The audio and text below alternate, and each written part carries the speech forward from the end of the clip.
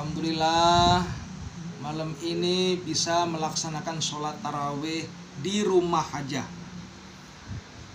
Baru kali ini, baru tahun ini, baru Ramadan tahun ini kami bisa melaksanakan sholat tarawih di rumah bersama keluarga.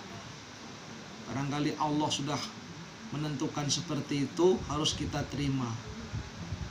Memang sebelumnya para ustadz itu kalau sudah Ramadan jarang di rumah. Kadang berangkat habis zuhur, atau kadang berangkatnya jam sebelum zuhur, pulang-pulang jam 11 malam karena keliling sana kemari, sana kemari, sana kemari.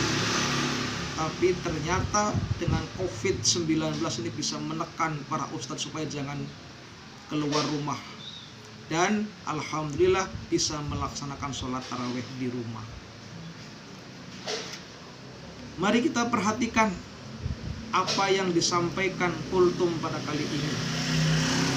Pada malam pertama bulan Ramadan kita melaksanakan sholat tarawih sebanyak 20 rakaat.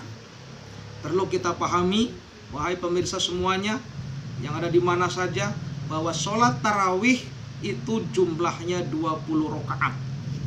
Dan tarawih itu dari bahasa Arab, jadi kata-kata tarowaha, roha artinya istirahat, dan tarowiha atau tarowihu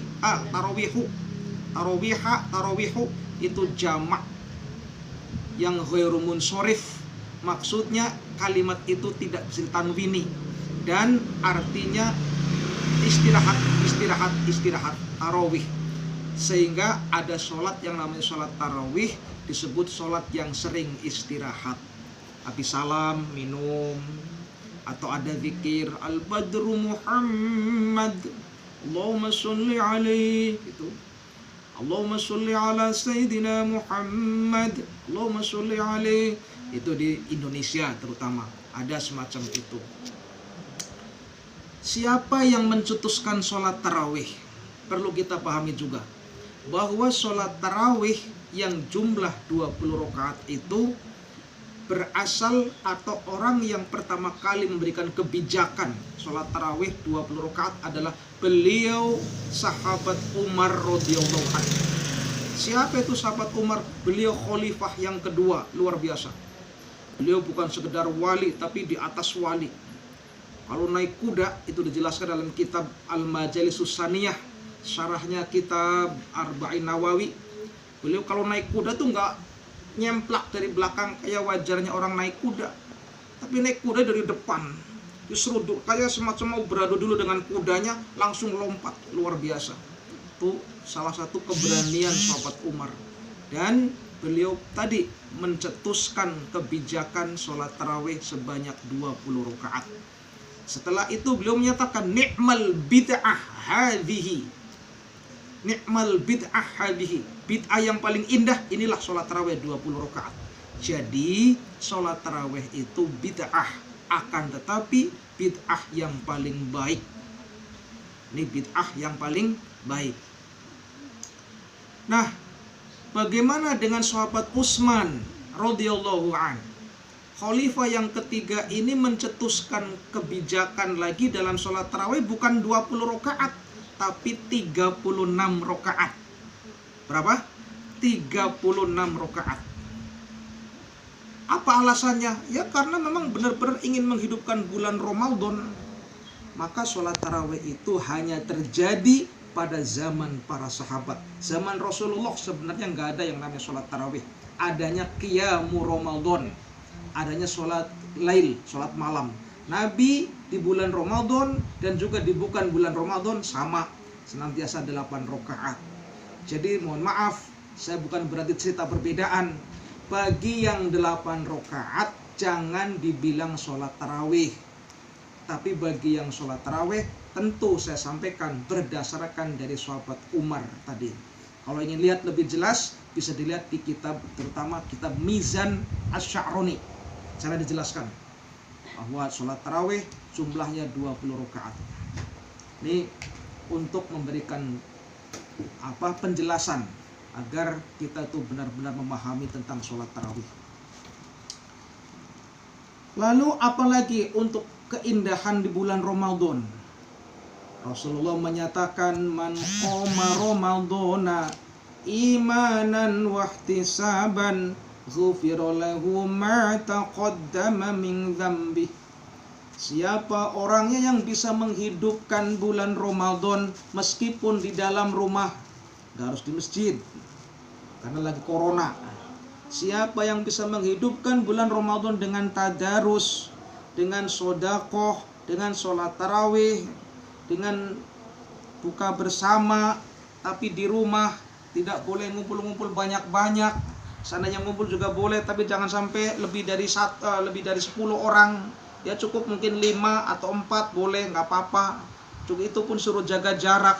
Siapa yang berani menghidupkan bulan Ramadan dengan catatan imanan wahtisaban, hanya karena iman kepada Allah, yakin kepada Allah.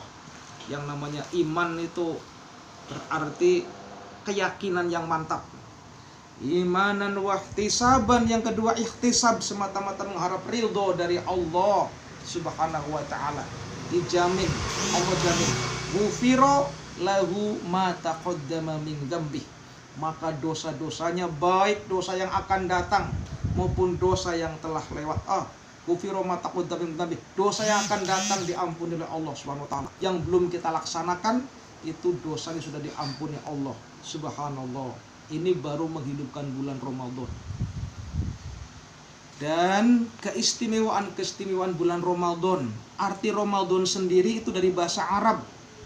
Ramadan artinya panas. Sebab itu membakar dosa. Ya, maka kita pakainya Ramadan, pakai dot. Jangan Ramadan. Jangan pakai dal, jangan Ramadan. Kalau Ramadan pakai dal artinya rebek, belek. Orang jangan-jangan kalau Ramadan puasanya nggak sholat subuh berjamaah, atau nggak sholat subuh, atau mungkin nggak sahur dan sebagainya. Tahu-tahu bangun-bangun jam 8 bilangnya Ramadan, matanya belekan. Itu Ramadan maksudnya. Artinya itu panas. Kenapa panas? Sebab siang lapar, dan panas itu panas untuk membakar dosa-dosa kita. Ya, demikian dulu kultum yang singkat ini. Anggap saja sesuatu yang keluar dari mulut saya adalah sesuatu yang keluar dari dubur ayam. Bisa dicerna, silahkan. Kalau bentuknya telur dari dubur ayam tuh, silahkan bisa dimasak buat sahur ntar. Apalagi sekarang lagi zaman sahur telur sama apa, mie sama telur. Atau mungkin kadang siang-siang jam 10 kita berjemur. Ada lagi katanya sholat Jumat diganti sholat zuhur. Macam-macam. Tapi kalau bentuknya itu selain telur, apa contohnya? Bentuknya ayam, jangan dimakan. Silakan taruh di pohon jambu sana, atau pohon mangga, silakan biar subur. Ada sebuah pepatah menarik untuk kita semua. Silakan disamkan. Wa qad yurja li jarhi sayfi bur'un wala bur'a bihi li jarhil lisan. Apabila pedang yang melukai tubuh, masih akan ada harapan sembuh.